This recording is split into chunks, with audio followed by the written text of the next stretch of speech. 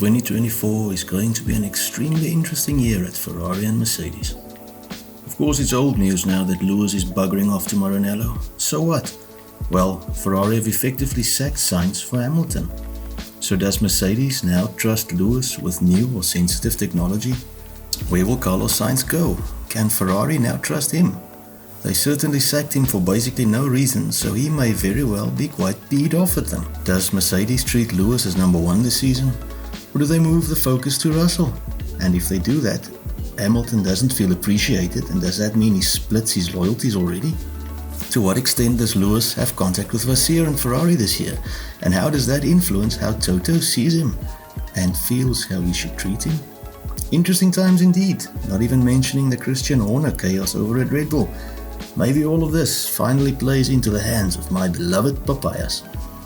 But whatever, let's have a closer look at why I believe that the poor old smooth operator was screwed over by Ferrari. Is Lewis the same man who won 7 World Drivers' Championships? It would make sense to look at Sainz's replacement first, wouldn't it? For who did Maranello boot the second best Spaniard on the grid? Do I blame Lewis Hamilton for his Indian summer at Ferrari? Of course not. It was always in the cards, wasn't it? Winning a title at Ferrari is the only item on Michael Schumacher's CV that the Brit cannot match. Well, that and winning a title in a car that wasn't the best on the track. Shout out to you, Damon Hill, 94 and 95.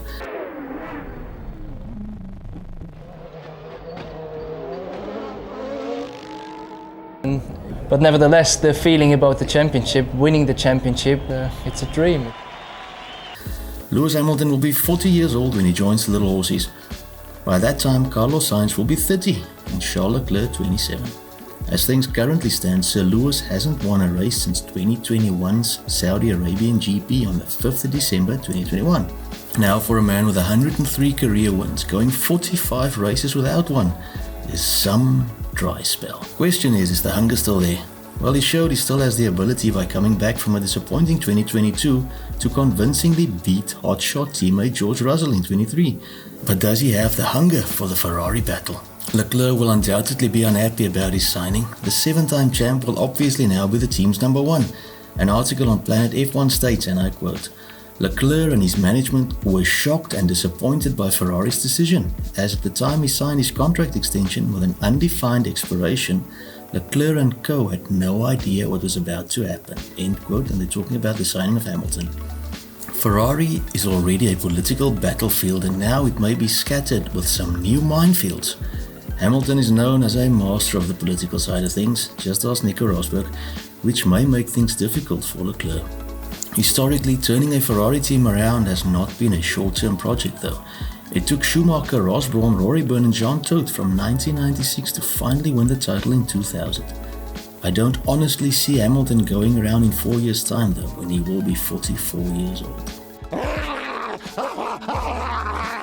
So no, I do not see him as the same man who won 7 World Drivers' titles. How did Sainz perform against Ferrari's wunderkind Leclerc? Well, the only driver not in a Red Bull to win a race in 2023 was called Sainz, and that's the thanks he gets. The guy deserves a raise, not a sacking.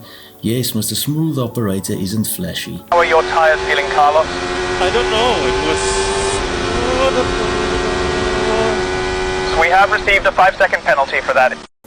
But he is consistent. Sort of a wish version of Alain Prost, if you like.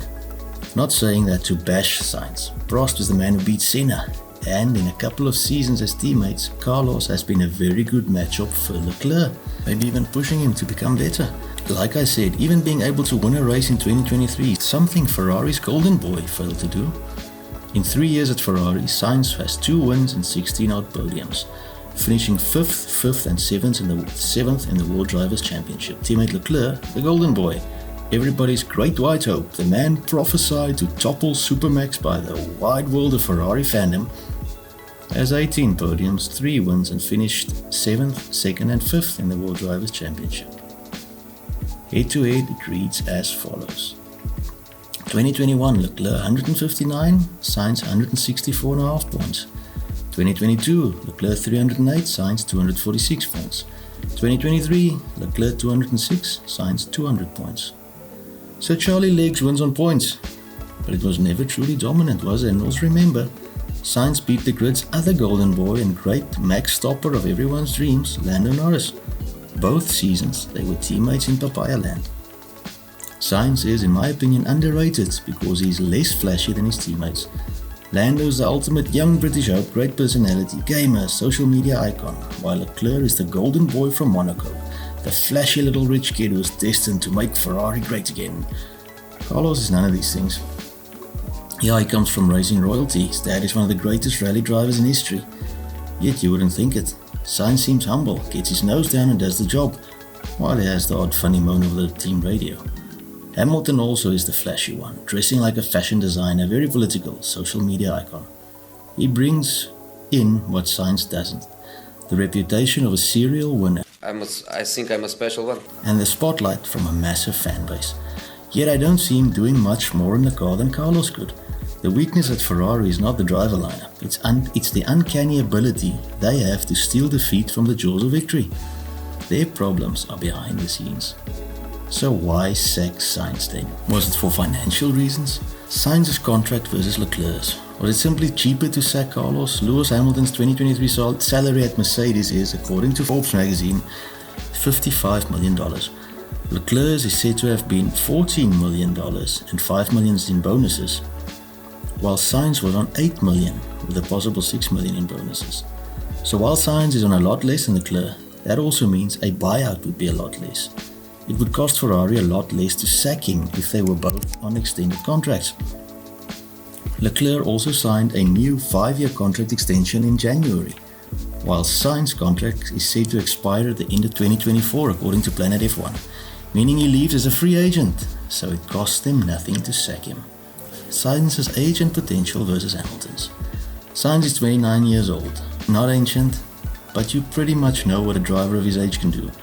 He's a proven race winner, solid, but no one expects any development anymore. He seems a solid number 2, but not a swashbuckling title chaser. Lewis Hamilton is. Yeah, at 39 or 40 years old, he has his best years behind him, but so does Fernando Alonso, and he kicked some serious butt last season at Aston Martin. Hamilton is obviously not a long-term answer to Ferrari's woes, but they obviously believe that he can bring a winning mentality and help them sort out their woeful strategy and other behind-the-scenes troubles. And you can't really argue with that logic, can you? He was part of a slick McLaren team where he won a title and a brilliant Mercedes team where he won 6. Surely the man brings a buttload of experience, and that's winning experience to a team that really does need that. Lewis's marketability was key. Hamilton has 36 million followers on Instagram, so he brings with him massive marketability to a team that is seen as F1 royalty. Ferrari are geniuses at marketing.